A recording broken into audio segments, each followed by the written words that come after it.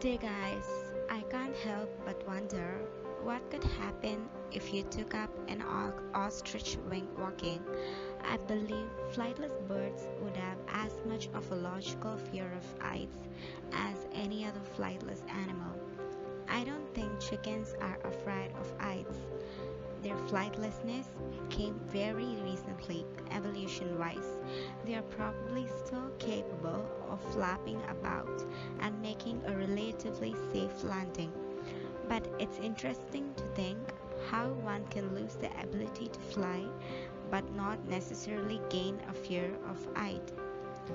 Birds like owls and parrots and some other birds are definitely feared of heights, but that doesn't define their ability to fly because they are completely different from us.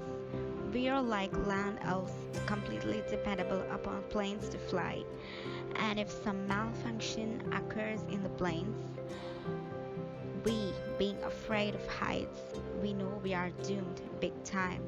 But if you see the birds, although some of them are afraid of the heights, they manage to land alive. We can't be like them, of course, but we can definitely learn one thing from them.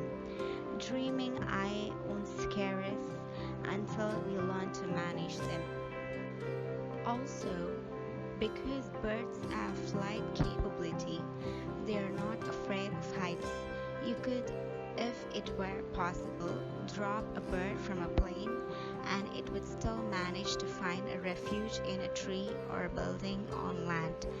That being said, birds are more cautious as they nearer the ground due to cats and other predators. As long as a bird has wings, it won't be scared. So we can clearly see that the heights are not a threat to birds as long as they have the flying ability, they land down safely. If anyone asks me if birds are afraid of heights, I would personally say no, because for instance, kiwis are flightless birds and they have an extremely high suicide rate, believing they can fly. That's it guys. Thank you for watching.